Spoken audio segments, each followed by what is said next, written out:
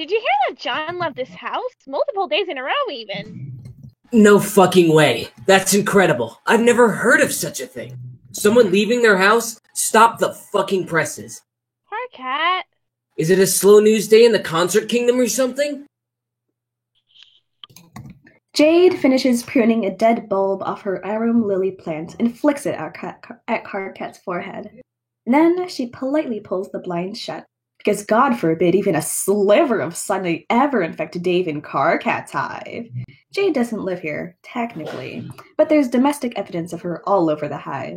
Her plants, her base, her clothes slung over the couch where she sleeps for weeks at a time.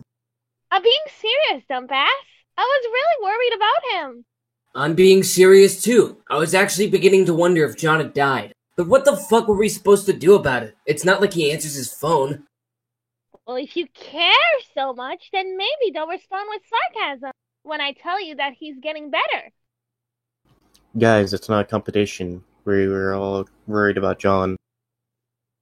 Were we? When's the last time either of you tried to hang out with him? When's the last time either of us left the hive?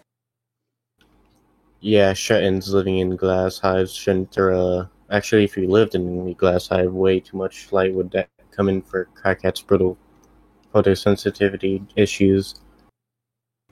So it'd probably cover all the walls with, like, a lot of curtains and sheets of thick fabric. So I guess maybe we could throw stones, like kind of small ones, that the fabric could easily absorb the momentum. Also, me and Karkat would probably be too lazy to throw those stones that hard anyway. So I think actually this scenario is pretty workable here. It provides a certain threshold of allowable minimum hypocrisy. Dave, this sucks. No, it doesn't. Giving thoughtful and critical consideration to a cliche, which is long past due. A glass house with wall-to-wall curtains creates what I'm going to theorize as an incredibly important self-owning buffer. This is a huge breakthrough, and it's fucking science. You, of all people, should appreciate the work being done here. Oh my god! Never thought I would be thinking of you as my weird nerd friend by the time we were in our 20s. Yeah, well, I never thought you'd be like the premier woo girl on the planet. What are you even doing here with us? Don't you usually spend your weekends at 48-hour interspaces, raves, or doing Arctic expeditions with Jake Rover? Those two things are not always mutually exclusive.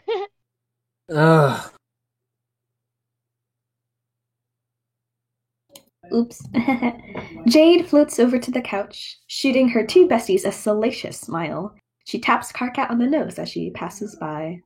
I'm just enjoying my youth. You could be enjoying it too. She retrieves one of her bras from where it's hanging over the back of the couch. She starts changing it right there, doing the mystical sleight of hand girls seem to be born with the knowledge of, where the bra goes off and then on again without the shirt being removed.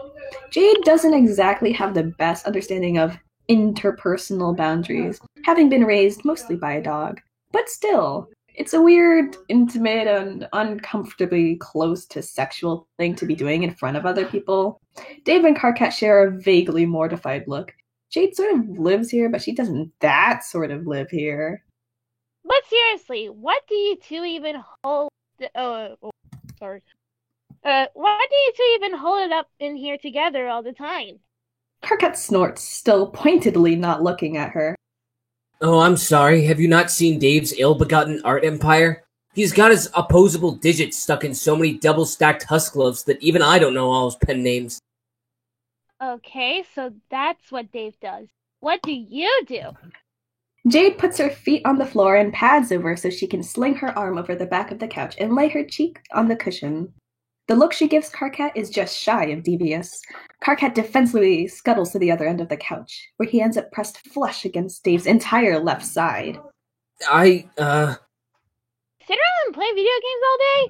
Hey, that's not the only thing I do. I've done laundry. Once or twice. Also, what humans refer to as groceries. I do the groceries. That's not a fucking figure of speech, man. You don't do the groceries. You don't go out and buy them. And even then, you don't actually do that. Like, fuck, Dave puts both hands over Karkat's mouth and does a stage whisper over his shoulder. He means that he uses the alchemizer in the basement sometimes. Whose side are you on?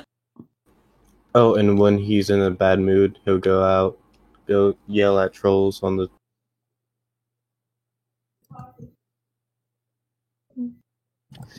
Not like trolls as in the troll species, I mean. Literal trolls who talk shit online. I don't know, a bunch of them could be actual trolls, I guess, but not... Dave! Don't fucking tell her about that! Dave reaches around Karkat's face to give him a gentle poke in the cheek. He keeps his finger there longer than strictly necessary, smiling the noticeably restrained smile characteristic of Striders. The expression is so warm and blatant that it can't help but draw Jade's attention. She frowns and pushes her glasses up the bridge of her nose, making some quick calculations in her head. They're so obvious, she thinks. And yet, here they are, virginal losers who are performative about sitting exactly a foot apart whenever they're in public. It's so pathetic it makes her want to howl at the moon in sorrow. What she's planning isn't a seduction, it's a public service. Why not, dude? I think it's cute. He's on all the major political sites, of course, but he spends most of his time going after people who leave abusive comments on my repro and Hello Jeff post. Like, he's got a whole complex network of burner accounts and sock puppets on my homepage set up for every possible scenario. Jesus Christ. It's incredible. He's driven at least 10 people off the site by creating thinly veiled parody accounts of their usernames. Stop talking about this! My exploits are heroic. Go absolutely fuck yourself. Karkat Shush, I'm so proud of you. Couldn't have done better myself. Well, I mean, I definitely could have, but like, I have better things to do with my time.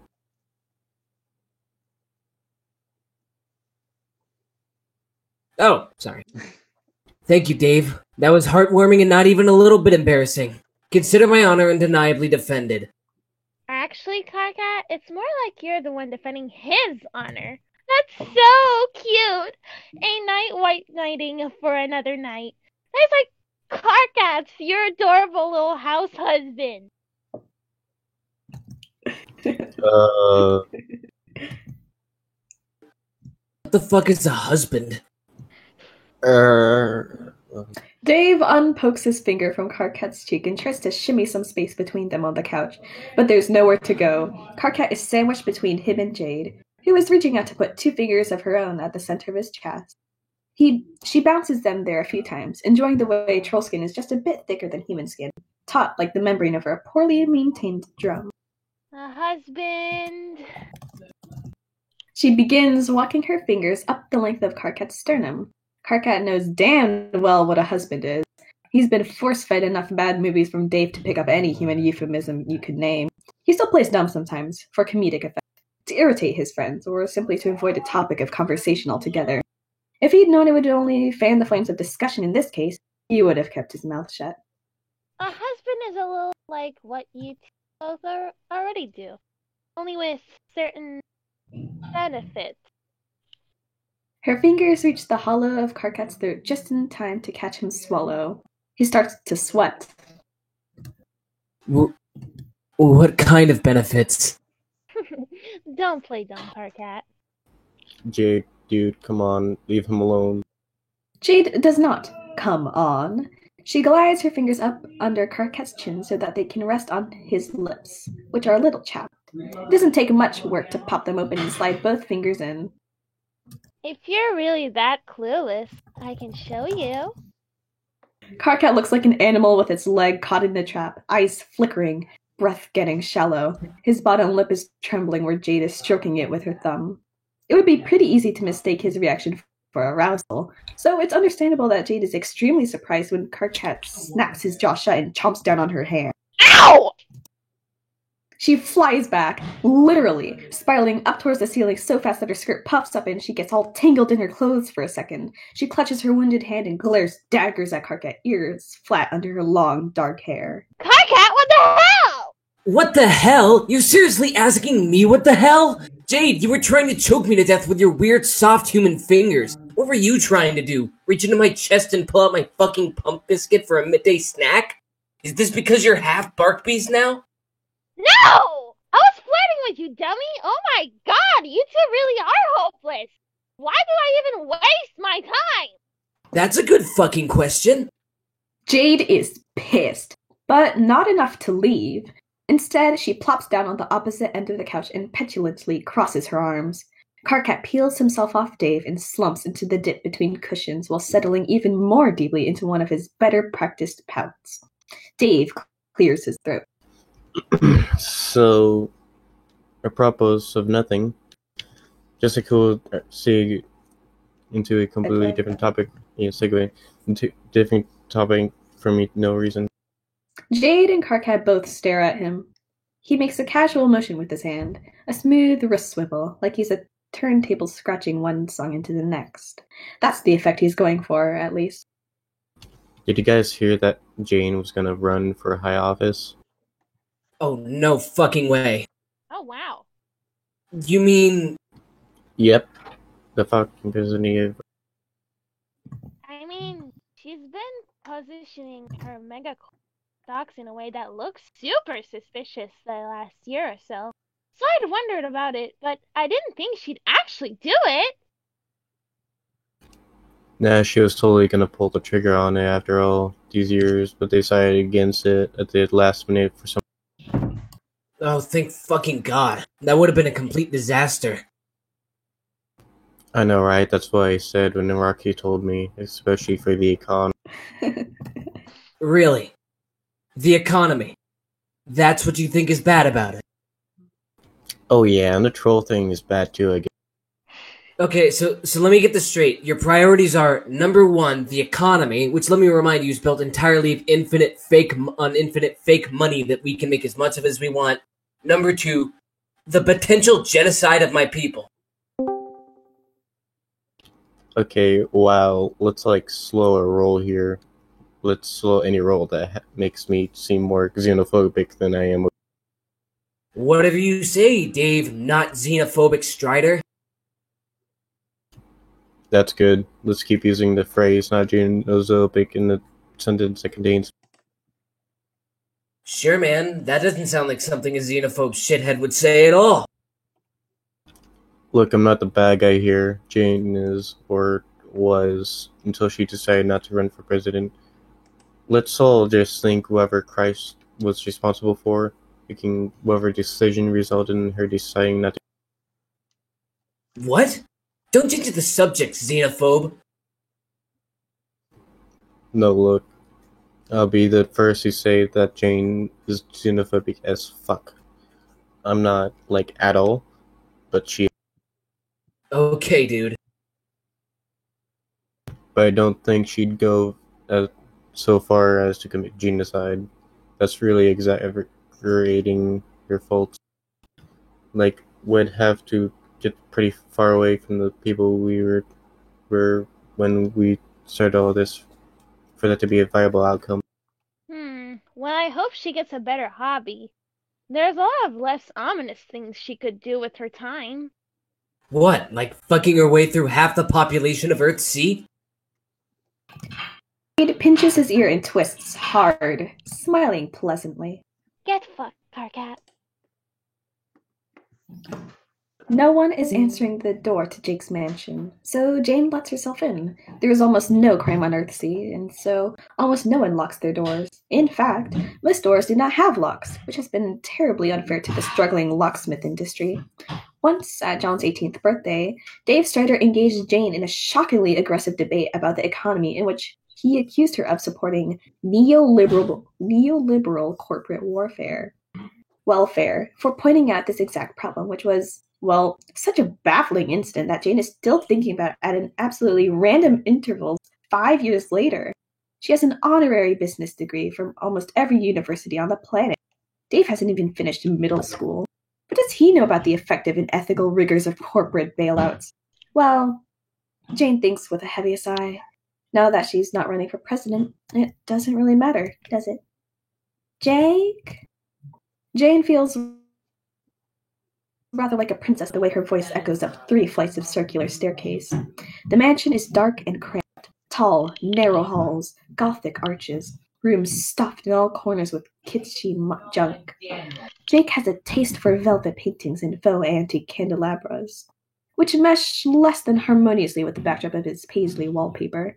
Blue light filters in from the stained glass windows on the top floor of the foyer, where depictions of cerulean sirens lounge against surprisingly tasteful modernist backdrops. Jane calls his name again, lifting her skirt so that she can climb the stairs one step at a time. From the second floor, she hears a sudden and awful noise.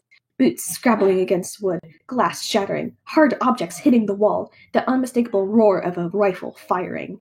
She sprints the rest of the staircase and runs down the hall, clack, clack, clack, clack, in her expensive but understated kitten heels. Jake! Jake, where are you? The big oak doors at the end of the hallway swing open, spilling orange lamplight into the darkness.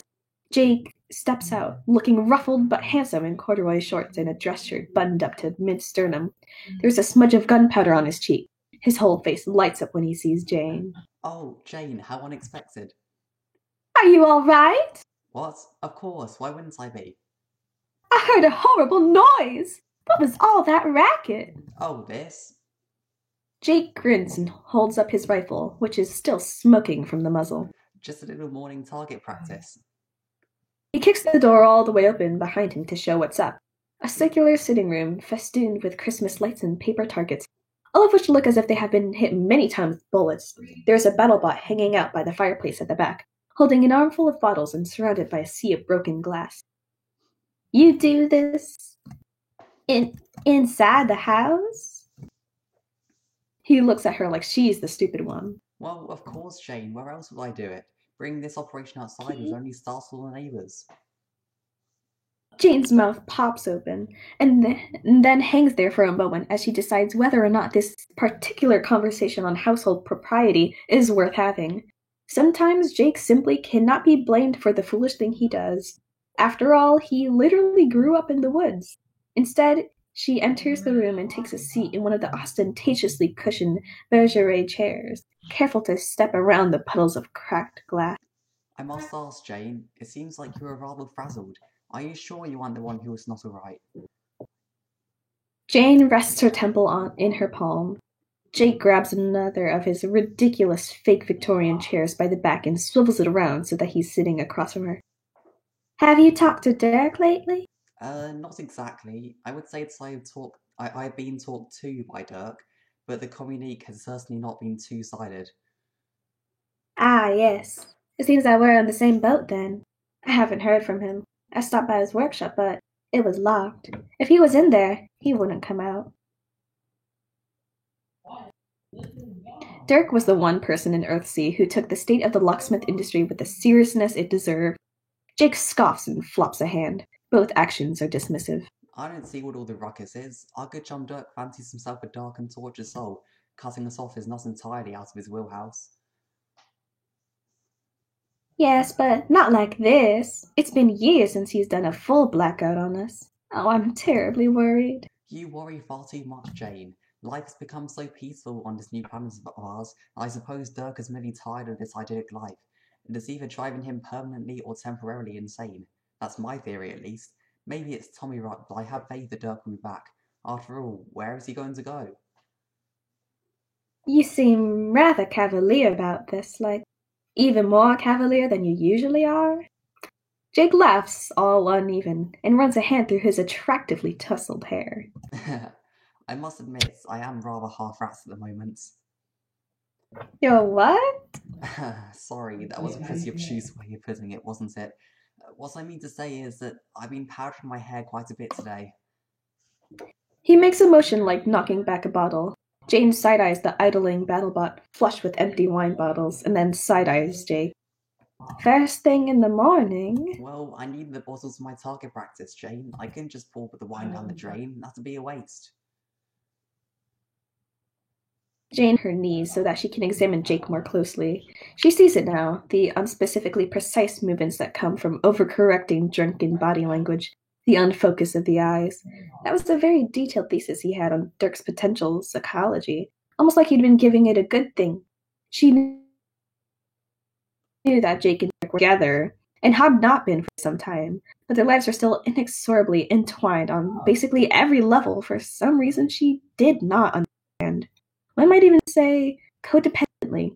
No matter what he said, this had to be affecting him as well. Jane lets out a flutter. You know what? You're right. It really would be a waste. She pushes out of the chair and goes to retrieve one of the unopened wine bottles sitting over the fire. They're all screw top, because Jake isn't that classy. In fact, he isn't classy at all. His veneer of classiness is about as authentic as an off-brand Halloween mask. Jane has no idea why she can't get him out of her system, even after all these years. She braces herself on the mantel and knocks her head back, taking a long, uninterrupted swig right from the... Jeepers, Jane, slow down. Jane keeps gulping. She drinks until she can't stand it, then breaks off, shaking her head and letting out an ungraceful hiss.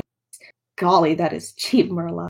Her vision is already swimming, spilling a bit of wine on herself. She spins around to stare at the silent BattleBot.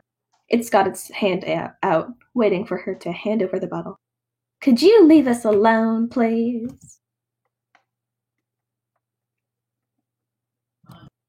The BattleBot tips its head at her with a click whir, then looks at Jake, who, traitorously, offers exactly 0 backup. Dejectedly, the bot shuffles its way out of the room, but not before dropping every single one of the bottles it was holding, so that they make as much noise as possible when hitting the floor. It slams the door behind it. Ah, yes, Jake thinks. Scorched earth policy. That robot was indeed programmed by Dirk Strider. Jake is staring at Jane wide-eyed behind his spectacles. Jane, I must ask again, are you quite alright? Actually, no, I'm quite not. I will say, you really seem like you've got the morphs. She staggers back to her seat and takes another swig of disgusting wine. I cancelled my presidential bid. What? I was under the impression you were awfully chuffed about that. I was so incredibly chuffed about it, Jake, but Dirk called me just before his disappearance and told me to cancel everything, and so... Jane puts her face in her hand. I cancelled everything. Why, Jane, do you really need Dirk to run for president? I know that he had set himself up as your plenipotentiary, but it seems to me that you have everything you need to win the day without him. Jane looks up at Jake from between her fingers and under her bangs. Well, yes, I suppose that I could run a successful presidential campaign on my own merits, especially since Dirk and I developed most of our strategy together. But now that I've pulled out, I can't just go back and tell them I've changed my mind. That'd be so embarrassing. It would make me look wishy-washy. I can see the headlines now, calling me a terminal flip-flopper. Also, somehow it just doesn't seem right without Dirk. Jake pries the wine bottle from her hands gently. He takes a drink from it, less gently. Dirk has that manner about him, does he not? A way about him that will make you feel like whatever you do, as long as it does not involve him, it doesn't count for Dick. He sounds a little bitter. Jane blinks at him. I hadn't thought about it that way, but yes, ever since I talked to him, I've felt strange.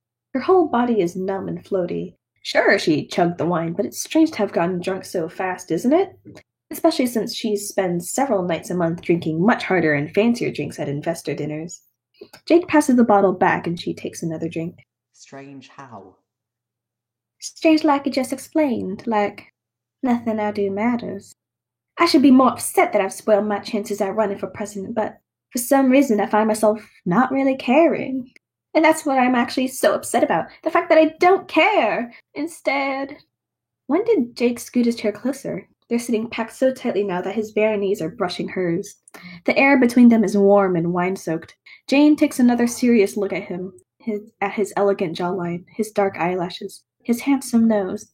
It really is unfair that he's so good-looking while also being so Jake. But this is nice, she thinks.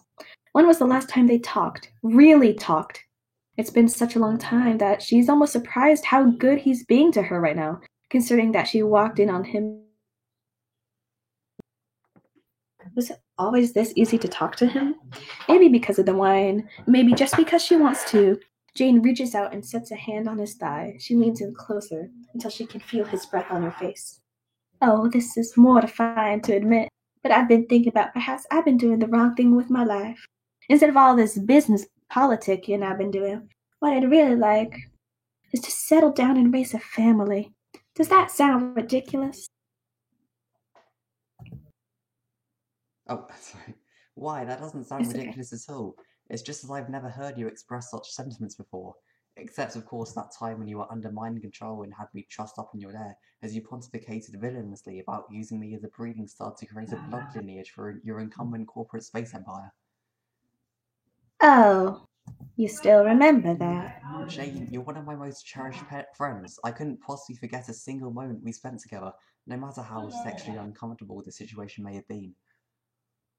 Jane feels herself turn red. Why did you think this would be so easy? Jake English was kind of a slut, true, but also their relationship was an emotional minefield. She slides her hand down to cup his knee, rolls her thumb into the dip of the joint there, and tries to remember the drunken advice on matters of seduction Jade gave her once when she was foolish enough to take a weekend off and go on one of her and Jake's expeditions. She can't for the life of her remember the substance of any of her lessons, though. Jake is still staring at her. Drunk and enraptured, she ventures deeper into his personal space. Sweats nervously. Well, Jake, it doesn't always have to be that way. Put in business first, ignoring the good things in my life, chasing profit. I'm sick of it. I think that I could be loving. I could be a good wife for the kind of man who needs a good wife in his life. Like, say, an eligible bachelor with 100 empty rooms in his house and no one to help clean them, who has been recently and mysteriously abandoned by his long-term companion, or whatever he was. Someone handsome and lonely, and who knows me well enough that we need not fear showing each other our less savory ideas. Besides, such as being drunk at 9 in the morning? Oh, Jake, isn't that the dream? Jake slants close, casting a shadow over her face. His eyes are so green and they're glittering with naked adoration. For her. It's all for her. He nudges the knuckle under her chin and tips her face toward him. Jane. He's so close that Jane thinks he might kiss her. She shuts her eyes and lets his husky wine breath wash over her face. Instead of kissing her, he says, I say this sincerely as one of your oldest and dearest friends. I hope that you have luck in finding a charming and bricky bloke who will summarily impregnate you with as much swiftness as possible and be a responsible father for your children. There is nothing for you I want more. Jane's mouth drops open. What was she expecting? But Jake doesn't register her mortification or frustration either. He just keeps smiling and gazing into her eyes, warm and drunk. Well then. With a deep sigh, Jane shoves Jake off of her and stumbles back to where his horrendous-tasting wine is stored. She pops open a bottle of briny-smelling Moscato and tips it back. This embarrassing encounter isn't going to forget itself.